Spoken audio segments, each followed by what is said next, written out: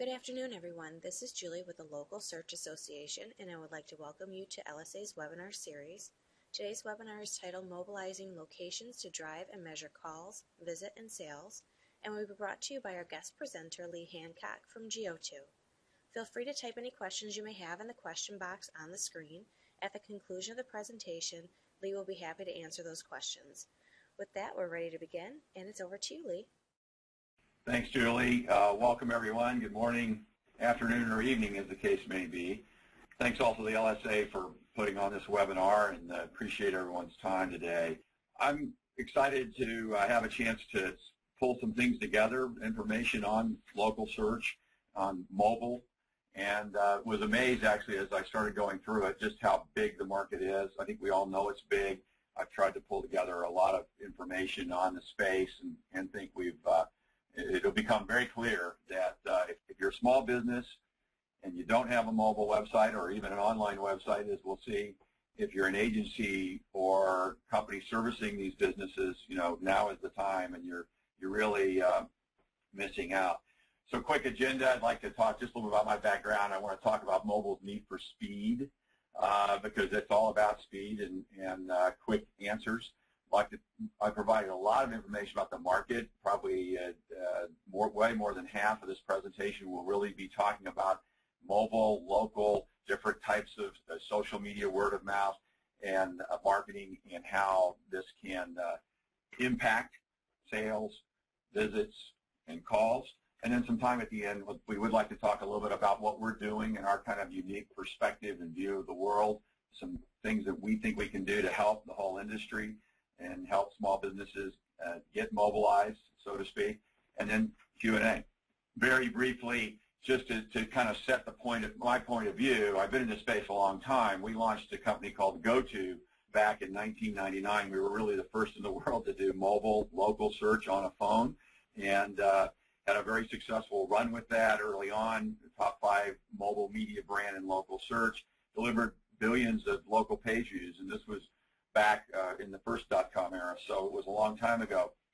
The vision at the time and still now is basically in a mobile environment, it's a different form factor. It's a mobile phone. It's a different use case. It's a very immediate thing, and we'll see a lot of data to back that up. One thing I did want to mention, we actually had partners, VeriSign, Amdocs, and SAIC with geo.to. It was mostly a technology platform play. We have some really interesting patents in this space that are very early, and we think that's a big benefit for our customers and us because, there are patent trolls and other folks out there making various claims. We think we have a platform that solves a lot of problems and brings a lot of value to the market. So that's kind of our point of view. Let's look at the market, starting at the very highest level with the entire value of geospatial services. Google's commissioned some reports. I think that's very interesting that Google has suggested that folks look at this industry as a whole, not just search, but the industry. Boston Consulting Group pegged the value of this industry at about $1.6 trillion. And this is not necessarily the industry itself, but it's the impact in the industry, which is an astronomical number. Looking more at the industry itself, $73 billion. So at a very high level, geospatial services, location, this is a core utility going forward. We're already seeing that. Let's talk a little bit more about mobile advertising. Gartner suggests, or they've studied and said that, it's about $3.3 billion in 2011 will be increasing to $20 billion. That's mobile advertising. Well, that's the whole universe, so to speak. What about local? So XAD did some surveys, or did a report, and they basically allocate that 65% of the mobile ad spend will be local. Now, they don't think the mobile ad spend is going to be as big. They say it's $8 billion versus the 20 by Gartner. It doesn't matter. It's still a huge number. And what's interesting is that a majority of this mobile ad spend will be local. Talk about business awareness. It's hard for us in this industry. We've been in it for a long time. It's just second nature to us. But when you look at leaders in other industries, they may or may not be aware of location, local search, these sorts of things. I thought this was very interesting. Again, something that Google commissioned, talking to industry leaders. 40% of them believe that geoservices is an important component and an American competitive advantage. That's over in the middle on the left. 32% are saying local search plays a role in attracting customers. So I guess my point is that location-based services, mobile, local search is expanding way beyond our core group of most of the people listening in today, but really is getting into the zeitgeist, if you will, in all of business. Web clearly influences local sales. I mean, and again, this may be second nature to us, but these numbers are very impressive and staggering, and I tried to compile them for those that haven't seen them before and or want a reference to be used in the future. 70% of households use the internet when shopping locally. That's a very large percentage, vast majority. 20% of searches have a local intent, and that's 2.8 billion a month. And if you think about Google, which is now doing, what, 50 billion a year in revenue, 20% of their searches are local. This is, again, the staggering number. And then Forrester wrapped it all up. This was an 2009 study that said that 42% of local sales were influenced by the web. I have no idea how big local sales are, but that's a huge number, and again, significant percentage are impacted. Talk a little bit about mobile smartphone usage. And I'd like to suggest that what we've really done is we're really entering into phase kind of Web 3.0. You had the first version. We were involved in that a little early in the mobile space, frankly. You had the second version of real-time, social, which has been huge, and now I really believe that mobile is significant enough, local is significant enough, that it becomes really kind of the third generation. Think about the perspective. It's always on. It's always in your pocket. It's always with you. And we're going to talk about the demographics later on, and yes, there's a difference between the 18-year-old and the 60-year-old, but essentially in the United States, and in fact throughout the world, most people have phones these days. But this was very interesting. This came from a global study worldwide that there are now over 6 billion mobile phone subscriptions. That's 75% of the world has a mobile phone. You'll see a stat later on. Google says that I think within 2 years there will be more mobile phones than people. Doesn't mean everyone has one, but it gives you an idea of the magnitude of mobile. Breaking down the demographic a little bit here in the U.S., this was from, I think, 2011 to 2016, so we're a couple of years into this. The number of smartphones, now we're talking about smartphones, not just mobile phones, will more than double in that period of time. And again, I think it's important to look at how this breaks down. So that's 99 million new smartphone users, and this is the most interesting thing to me. 65% of those new users will be 35 and older. Arguably, this isn't the Foursquare crowd. This is the 411 crowd, so to speak. And these people are used to, maybe more traditional ways of finding things. They're going to be using their phone, but they're going to focus on what do I want and how do I get it fast. At least that's the hypothesis that we would put forward today. Let's talk about what users want when they are mobile. And some of this is intuitive. It's been very intuitive to me. It was part of my plan in 1999 when we launched this, is they want stuff now. But the data bears it out, and I think it's striking and worth looking at to just have this information and point to it very quickly. First of all, and this is another study by Google. Thanks, by the way, to Google. They have phenomenal resources on the web that's available, and at the end I've got a slide with a lot of the various places you can look. It's not just Google, but they do have incredible reports that you can draw from. So I should thank them for that. But 75% of the people using mobile are navigating. It's where am I right now, where am I going, and I've got to decide whether to turn left or right based on what this device, this service tells me. Look at the urgency factor. This is pretty amazing. Almost 90%. They want information when they're on the go. A lot of times they use mobile when they're in front of a computer, which I think is very interesting. Something we learned 10 years ago. Most searches are from home. We've got some data on that too. And it's also when people want something really fast. So 90% urgency, 75% are for navigation. So what does this all mean? It means if you are a small business or a big business, you better have a very good mobile experience. Everybody has, just about all businesses have online sites, although you're going to see some data contrary to that in a little bit. But a lot of people haven't mobilized their business, so to speak. We at Geo.to want to take it a step further. We believe we need to mobilize locations. But look at this stat, 67% say that they're more likely to buy if there's a good mobile experience. 61%, this is red for a reason. If I don't find what I'm looking for right away, I'm gone. So this isn't about reducing sales. You've lost a customer. Where's that customer going to go? Might go to a competitor. They might have a good experience and never come back. It's really critical, we think, and this data bears it out, to have a great mobile experience. This is another basically support for that same concept. The idea here is that, essentially 2/3 of the people are disappointed if they have a bad experience. 55% says it hurts the brand, my view of the brand. So now not only are you losing a sale, but you're diminishing your brand value. And 52% says, bad experience, I'm not going to engage with this company anymore. Let's talk about the local mobile market, maybe put some numbers on it, think about, again, how many people are using it, etc. This is an old quote, but I think it's important. Again, Google is kind of the 900-pound gorilla here, $50 billion a year in search revenues. Eric Schmidt a few years ago said we can make more money in mobile than desktop. The numbers we looked at earlier kind of bear that out. It's going to be a very big market. It is already becoming a big market. 95% of the mobile smartphone users, now we're talking smartphones, have looked for local information. I can tell you from the days at geo.to when no one had a smartphone, it was pre-smartphone days, it was still a very large percentage of people looking for information. We had millions of users every month. We delivered billions of page views. It was a clunkier experience, but it was all about what people wanted, which is, give me the phone number, give me the address, give me the directions. Mobile search is very different than online. This is a very telling chart, kind of reinforcing the idea that mobile searches, local searches, are going to exceed desktop local searches. They're fairly close already, but the crossover is in 2015. A couple things to point out. They're not just going to barely exceed desktop searches. They're going to be 32% higher in 2016.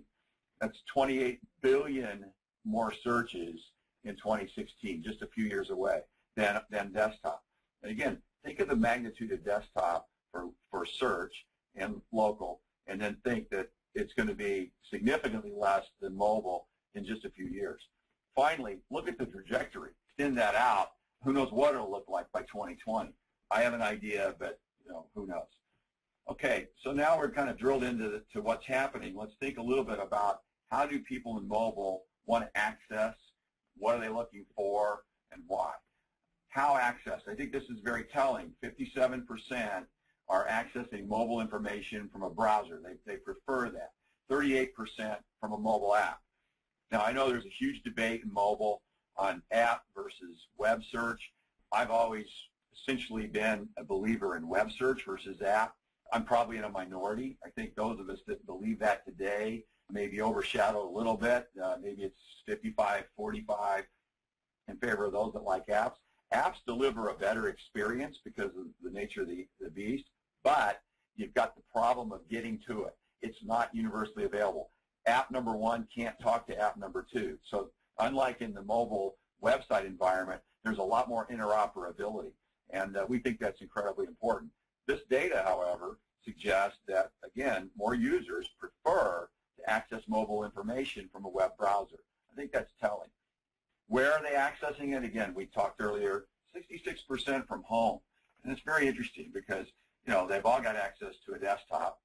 They've all got access to other types of information, but yet they're still picking up their phone and searching. 18% only go, 10% from work. What are they doing? They're clicking on links. They're visiting stores, making a purchase. And then finally, again, why? That urgency factor, 62% to find what they wanted.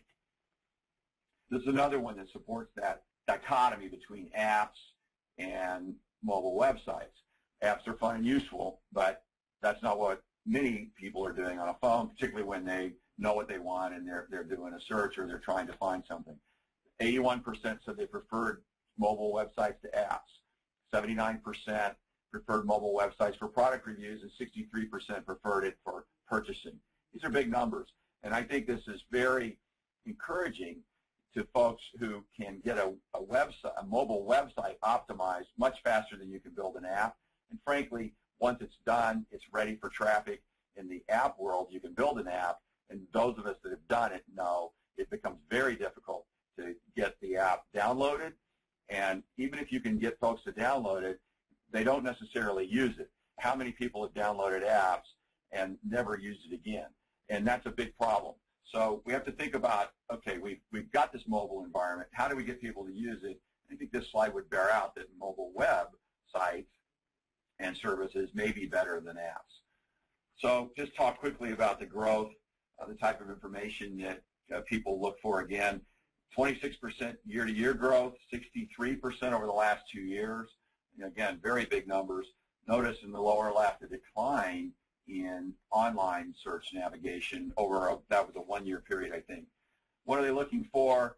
You know, address, 43%, hours, phone numbers, maps, directions, promotions, you know, kind of a declining balance over here on the right, consumer ratings, promotions, payment methods. It's a little bit of everything, but if you look at what really skews high, addresses, hours, phone numbers, maps, directions. Other things are good. We would argue they're icing on the cake. Finally, and this probably deserved its own slide, down at the bottom, notice that in this report there was a reference that Facebook users had 4 times the percentage of interaction with local businesses than Google. I think Google's doing a great job. They have an awful lot of market share today, but in the world of interactivity, it looks like Facebook is kind of stepping up a bit. This may be a little bit of law of small numbers as well. I don't know, how much interactivity you get with Google if you're searching for something and find it. Facebook is all about interaction. So in any event, it's an interesting number, and it does show that whatever you do in mobile and in local, you probably need to factor in Facebook. Let's talk about mobile conversion. I think we all know this. Again, it's intuitive, but here's some hard data to prove it out. Mobile users act. They're not necessarily browsing and killing time. They're looking for something. And 9 out of 10 smartphone searches result in someone taking an action. What do they do? What kind of actions? Well, in many cases, they're contacting a business 3/4 of the time. They're calling 60%. They're visiting. It's all about, in my view, in mobile, it's about driving calls, driving visits, to a lesser extent, customer satisfaction and loyalty, although if you think back to some of those earlier slides, a good mobile experience is going to increase your customer satisfaction and loyalty. It's all about sales, right? So 44% purchased, again, 22% purchased online. That's an interesting stat that some people are using mobile and then they're purchasing online, and 36% in the store. Back to immediacy and conversions again. 81% of these conversions happened within 5 hours. I mean, think about this. This is not someone just going on, killing time, thinking about what they might buy in 2 or 3 weeks. This is someone ready to buy now, ready to move. We used to say in the old go-to days, they had their foot on the gas and their hand on their wallet, and the other one's looking at the phone, trying to figure out where to spend their money. Just another reinforcement about actions taken within a day. So you've got, I guess it goes without saying, if 81% take an action within 5 hours, it's got to be over that to do it within a day. But again, almost 90% take action within a day. So again, just showing the immediacy, and the final closer here is this particular study was about what users want, and it was 81%. It's speed and convenience. So that's one of the key factors. Pause for just a second. Say, all right, maybe we're validating the mobile local search need. What does this mean for traditional media? What does it mean for word of mouth? And I think this slide was very telling. Those avenues are still very important. And this particular data point, again from Google, was talking about motivations for mobile search. All right. And I think there are a lot of motivations now as the market's getting further along where people, it's instinctive. I'm hungry, I'm in an area I'm not familiar with, I'm going to pull up my phone and search. But notice how these interactions are also driven by other types of media. Word of mouth, which I've got some more information I want to share on that. 61%. Saw something inside a store, drove 44%. And then I thought the most interesting one, and I don't know why it's ranked this way, this was a slide we pulled from Google, but The biggest other category was traditional media, TV, radio, newspaper, billboard, mail. So these are traditional types of media that are driving mobile searches, mobile interactions. And so I think that lends itself to thinking, all right, we've got to have a holistic solution. We need a good bridge from traditional media, other types of media into mobile. I think it's a final slide on this. Again, more reinforcement. Almost 80% of mobile searches result in a purchase versus only 59 online. And again, that's all about this immediacy, the urgency, and really one of the driving forces for why people grab their phone and do a local search or look for something. Shift gears a little bit, maybe talk at a little higher level about the data, the information that people are looking for, how do they find it.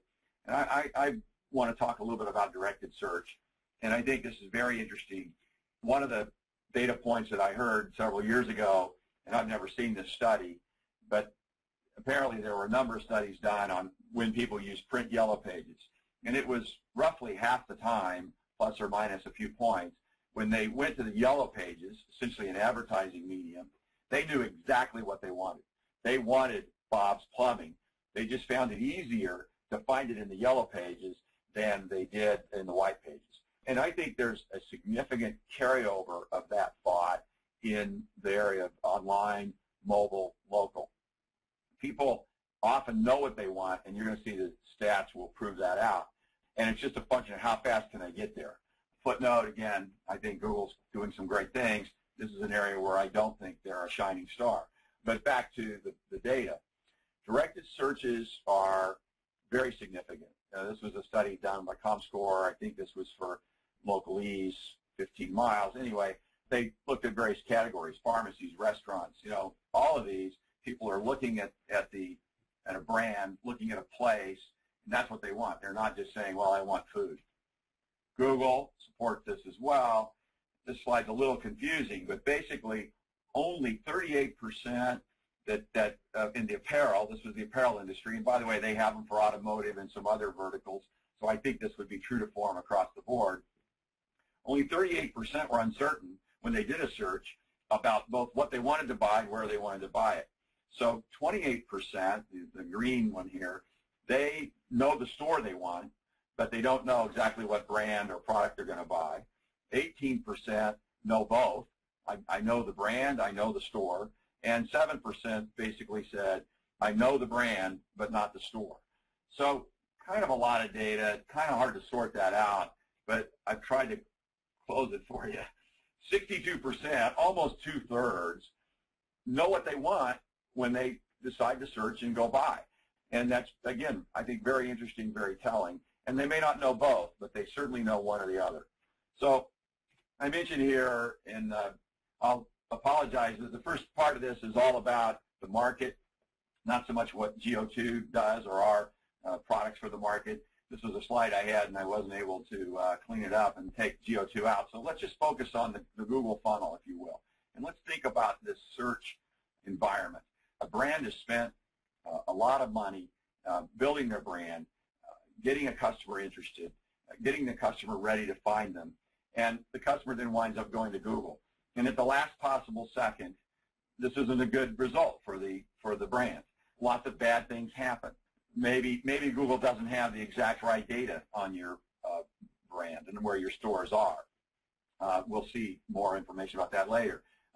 Maybe Google is presenting paid search results from all your competitors, which they more or less have to do. They're a victim of their own success at this point. It's a very, very lucrative business. But basically, as we all know, to a large extent, anyone can bid on these terms. So you're going to lose some of these users by competitors.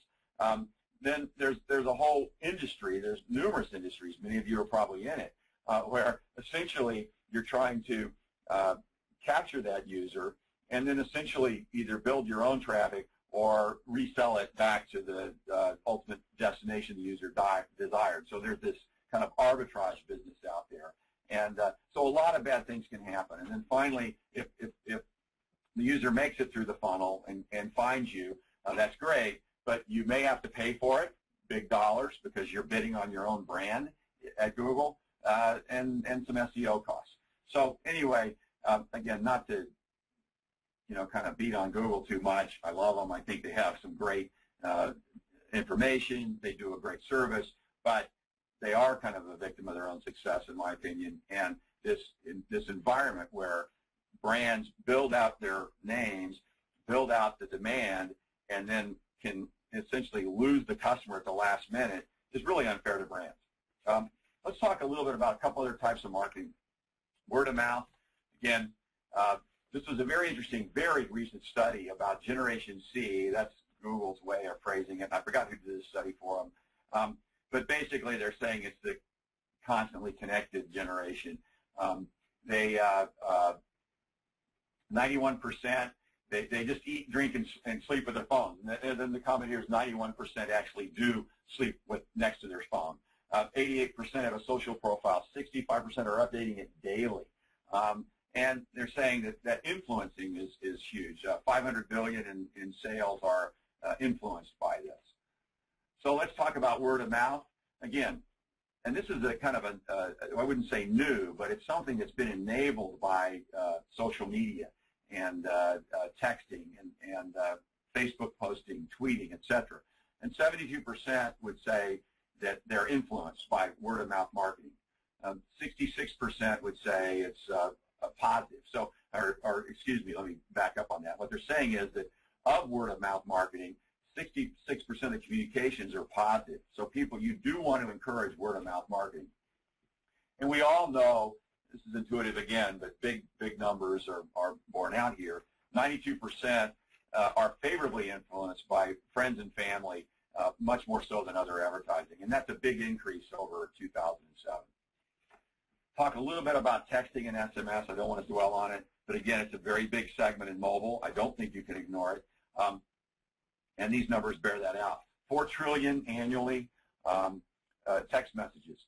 According to Nokia, 50% of those involve location. Let's talk about the short URLs, and you'll see that's relevant to us. 100 billion click-throughs annually, short URLs, and texting is the #1 way that teens communicate. So I don't think you can ignore SMS. You certainly can't ignore Twitter. And you have to think about the form factor for those two media. So I was going to show a great video. You guys, it doesn't show well in the webinar, so we didn't do it. But Google has, you should look this up, Google has a Get Your Business Online campaign where they have about a 2-minute video where Marco Rubio and Mayor Villaraigosa all basically say, if you do one thing, get your business online today. Interestingly enough, one of the key data points from that is that according to this ad, 15 million businesses in the U.S., or over 58%, about 58%, do not have a website. This is an online website. So I have no idea, they didn't say it, but how many million or what percentage don't have a mobile website? It's got to be a very large number. Some of the stats that are important, again, here's where Google, Cisco, and Gartner, one of these groups where the source of this conclude that by 2015, mobile device for every single person on Earth. We'll talk a little bit about bad data. We mentioned this earlier, and then I want to shift over and talk just a little bit about our point of view and what we think might be done. And I apologize for the spaghetti chart here. This has been around. Most of you have probably seen it before. And whoever did it, I thank them because it must have been painful to do. But this is kind of an example of the ecosystem for local search. And it's incredible to me to think that all these different places, there's really no single thing that makes it interoperable at this point. And so you have a problem with bad data. And people looking for a specific location may very well wind up somewhere else. What are the most common errors? Over on the right, incorrect address. Name is incorrect. URL is inaccurate. There's just a lot of bad data out there. I'm not going to dwell on this too much. You can get these slides later and see this. In the context of URLs, look at the percentage of listings that do not have a website. Look at the percentage that do not have hours of operations down the middle. I mean, this is actually the percentage with. So you have to kind of, do the math. You can see that the vast majority of these listings do not have hours. And in a mobile environment, if it's 6:30 p.m. and I'm trying to decide whether to go left or right and where to go buy the flowers I want, I need to know if that store closed at 6 or closed at 7. It's incredibly important. This was something that Yex put together, and percentage of anything wrong, it's approaching over half. How do we expect people to jump into the mobile web if they're not getting good information? So let's summarize the marketplace needs. I would hypothesize to you that mobile and local, they're beyond important. They're critical. I mean, one might argue it's malpractice if you're working with a business today and they don't have an online site, certainly, and even a mobile site and a strategy.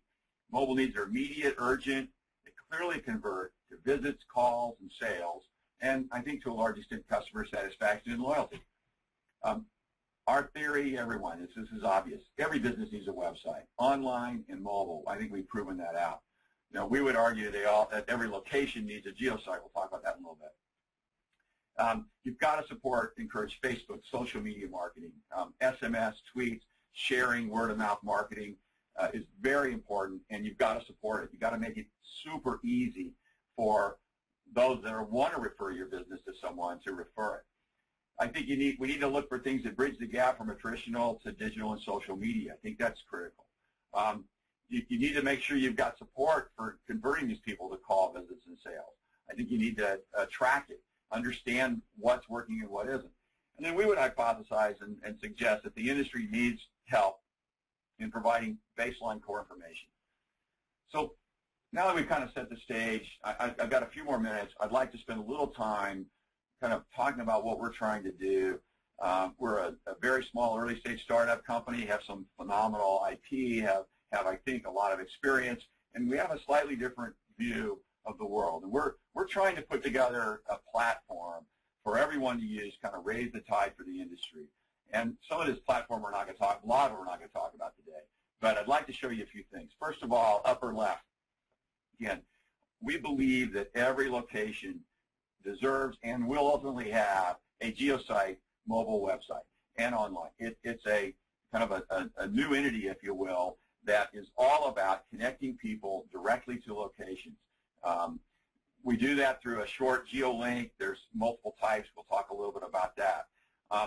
In the lower left, we will be building what we would call the GeoNet, and this is an open clearinghouse. You'll see we have APIs that would allow anyone to come in. We have a unique human-readable identifier, kind of a short code, almost like a domain name. And then really just a complete sneak peek on the right, Speed Find, Brand Find, Call Plus. We're not getting into that at all, but it's kind of the phase 3 or 2 or 3 or 4 for us, and basically to enable much faster, much more direct search. So why a platform and not just another product and service? We think locations want, just like users want it to be fast, easy, and better, so do locations, so do businesses. They don't have time to spend a lot of time on this. So we put together something that's very fast and very easy, and we think very, very comprehensive. So we allow anyone to create a mobile online geosite website in less than 2 minutes. It's done. And you can enhance it anytime you want. You can improve it, but it'll work. And it's all about driving phone calls, driving visits, and driving interactions. They work everywhere. Again, one of the key promises that we like to make to our customers and those that are using our platform is geosites and geolinks will work everywhere. We think of it as a little bit of a new utility. So again, stepping up high, this platform idea, we'd like to see a point. We think there's a need for almost a utilitarian service that everyone can use, whether it's Google or Microsoft or anyone can use this. 15 million businesses don't have a website. The opportunity's way too big for us alone. So we want to create a platform that, again, other people can use and share to try to address this. And remember that spaghetti chart that I talked about earlier? This clearinghouse concept, GeoNet, it's a new opportunity for people to own and control their information. So how do we do it? We've got basically a mobile website for every location. We have a Facebook location finder app. We have great geo-analytics and a real-time dashboard. We create a QR code for every location. I think QR codes, the jury's definitely still out on those, but we have one customer that, that was one of the main things they wanted. They've created a geo site and a QR code for every real estate listing they have. Again, outside the local search space, but all about location. We also have an SMS solution. where you can text the shortcode. When you get a Geo Site, you get a shortcode. That shortcode becomes your way for people to reach you via SMS. Again, Geo Sites and Geo Links work everywhere, whether it's Facebook, Twitter. If it's connected to the web or it's got SMS access, Geo Sites and Geo Links and Geo Sites can work. They can be this is a little bit of a publication tool for businesses. You take a little bit of time up front, you add your GeoLink to your emails, you add it to your collateral materials, make sure it's in your tweets. It couldn't be easier. And now you've got this kind of comprehensive, pervasive solution. It can also even be integrated into print ads and yellow page ads and other types of collateral materials. So who needs a GeoSite? I'm not going to dwell on this. We think the whole world needs one. At the top, you've got your big tier 1 brands. But then you move down, you've got regional, small, medium businesses. Ultimately, at the end, we offer a free personal GeoSite to anyone. You can go online, create your free personal GeoSite. Much simpler and a lot less comprehensive than a commercial one for businesses, but it's there. Again, very important for social media. You want to like people on Facebook, you want to follow them, that's great. You want to follow them on Twitter. But when it comes to I want to go, we think the GeoLinks, GeoSites will help. And they also integrate with social media because they're so short. It's very easy to include them in Facebook posts, tweets, and they're the link to your store, to your business. So we're going to try a little test here. I want to show you a little sneak peek preview on what we're trying to do with the new ability to create a GeoSite. And so the idea here is that in less than 2 minutes, any business could come online and create their GeoSite. So you can start your stopwatches now and see if we make it in less than 2 minutes. We should. So we've come in, and again, little like a domain name, this name is unique, and if it's already used, it's not available. So people, we think, will want their Geo.to ID, Geo.to name, whatever. This one's available, so we'll start the process. We do have you create an account.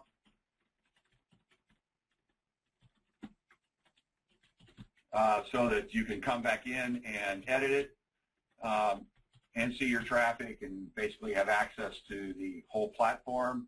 You agree to our terms and conditions. And if all goes well, you're in the process.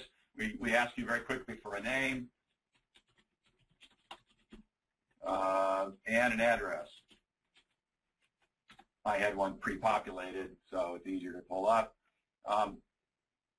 Basically, now you've created your site. You can adjust the map. You can do this now. You can do it later in the dashboard. So now you've saved locations. Done. So I don't know if you hit the stopwatch again, but that's how long it took. At this point, you've got your GeoSite. You can share it via SMS. You can, if any of you want to copy this QR code, if you can scan it quickly while it's up, you can visit the site. You can visit this site now, geo.to /Tustin Roses. You can, or you can go straight into the dashboard and edit further. In this case, I'm going to go look at the GeoSite. Now, this is the online version. By the way, we're mostly about mobile, but again, what's our promise? It has to work everywhere. It's got to work online. In this case, I've got the, I can hit directions, and one touch gets directions. You can even have a setting where it can open with directions if you need to. In this case, I'm going to go in and edit it very quickly. It's already been created, but I'm going to embellish it a bit. I'll add my phone number, email address,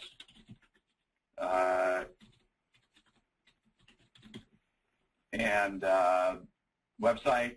I'm actually going to choose a picture. I put this one in there so it would be nice and handy. Save it. Now we've got a GeoSite. Go back, and again, it's been customized. Further, you can turn it on and off anytime you want up here. One more final thing, just for the fun of it. I want to run a special. It's Mother's Day coming around the corner.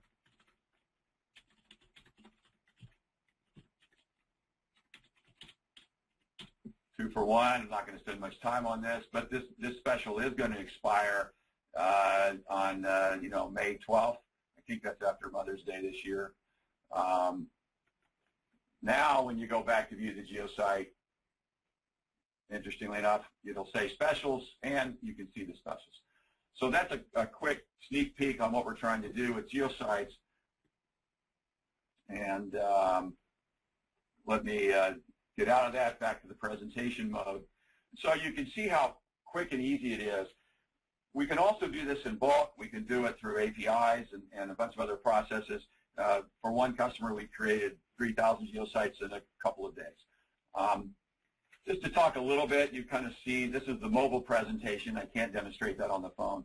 But we have a concept of this brand find Geo Site, which again, the first thing you see, and this is another one you can try up here in the upper left, geo.to/HI or Holiday Inn will take you to the brand find Geo Site for Holiday Inn, which is live. The first thing you see is a map of where you are and the locations around you. You can go to this Geo Site for each specific location, or you can get directions or call straight from the Geo list, so to speak, or the brand find Geo Site that shows the locations. Every single Geo Site gets a QR code. Every single Geo Site gets its own SMS shortcode. And we lead, as you might guess, based on all the data we've seen and kind of our point of view, we lead with directions and calling. And we think that's, and it's been proven out, that's about 80% of what people are doing. Again, there's an online version. I'm going to skip through this. You've already seen it, both the brand find and the single location. It's all integrated. We do reporting and analytics for everything. But again, you have to have an online version. We also enable the bigger customers to create what we call custom brand find sites. And these are sites that are geared for specific events, specific places. You might have dozens of these for specific types of word-of-mouth marketing around the NCAA basketball tournament, for example, or some other event that's happening. And so in your tweets and in your social media, you're going to include this short link that would bring people right straight to a page that was all about that specific event, and it's a custom brand find site. The other thing you can do is you can use that to track various campaigns. So you can have a link that we can track, a link that's done in 2 or 3 different types of print publications to actually measure it, a little bit like call tracking. We drive calls. It's all about phone numbers. It's all about clicks to book, clicks to find, and we track everything. I'm going to skip through this. Long story short, we're experimenting with mobile Geo Sites for individuals. We do think, again, that people want to be found, individuals want to be found, and we have a lot of new products and services for that. One thing I should point out, and I failed to do it when I created my Geo Site, but we encourage people to give those last mile instructions. Here's how you get to us. Sometimes Google Maps or whatever doesn't work right. And by the way, we use Google Maps on the back end. But we're across the street from the Walmart or whatever, and this is something that Google has kind of chosen not to do, but we think it's very important when you're in a hurry, and so we include that, and you'll see when we generate directions from the computer, we append to the end those last mile instructions. How do I really find your place? Are you on the second floor or the first? Where do I park, etc. To show you very quickly what we think is kind of the ultimate location app for Facebook. This is one of our customers. This is an application that does have to be installed inside your Facebook page. Very simple to do, and basically gives you all the benefits of a Geo Site. In this case, it's a brand find site. Again, I didn't point this out earlier, but very easy sharing. If any of you want to, you can scan the QR code. You can cut and copy that anywhere. Easy texting to whomever, easy email sharing. Again, it's all about that word-of-mouth marketing. This is a tool to provide that. And you can say, well, this is the one I want to visit. Again, still inside the Facebook environment, one-touch directions. You can see I'm a long way from Polygon Homes up in Seattle, but in any event, that's something to see. So let me get back to the presentation. And but I don't need to show you this. I just showed it live. But these are some of the advantages of the Facebook location app. I'm not going to spend much time on this. Long story short, any Geo Site can be accessed, the information, and you can get back a link with an auto response service to this shortcode. And I don't know that SMS dominant today, but there is a significant portion of users that still use SMS. Remember, what was it? 4 trillion text messages a year. For those customers that want to put out a SMS call to action, that want to print this, that think it's better, it's available the second you create your Geo Site. And these are just a few more slides of that. I'm going to move through this really quickly. We're a new company, don't have a lot of case studies, but we have done a few, and I'm going to hit them very quickly. This was a customer that incorporated, in this case, QR codes plus the link. We drove over 3,000 click-throughs in less than a week, 200 requests for directions. It way outperformed what they did without the geo links and the geo sites.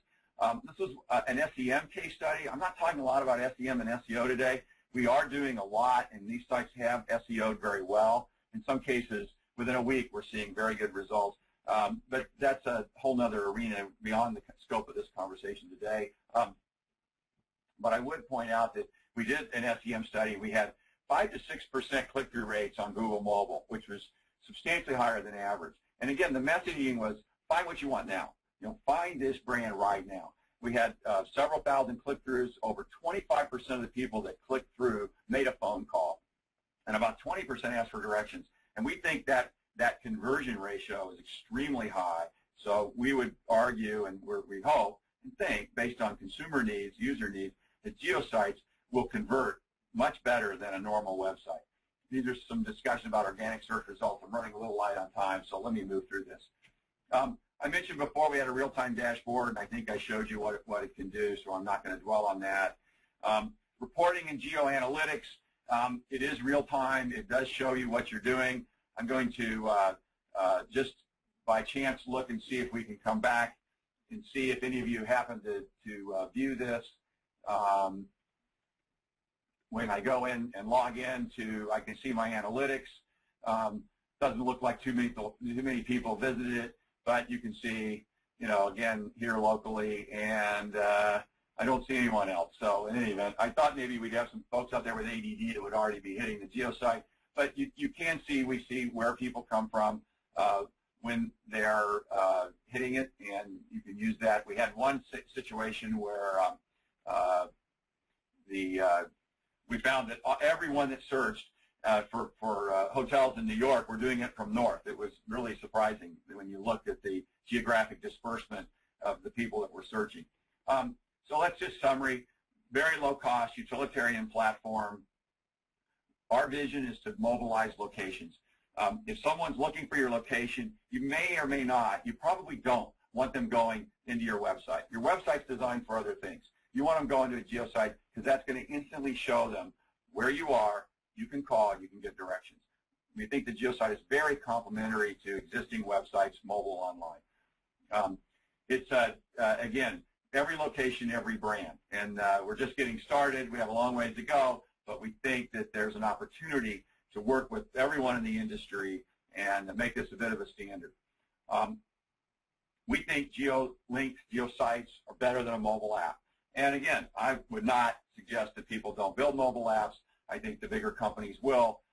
There's no reason for the small one-off shop to build a mobile app. It won't get downloaded that much. It won't get used.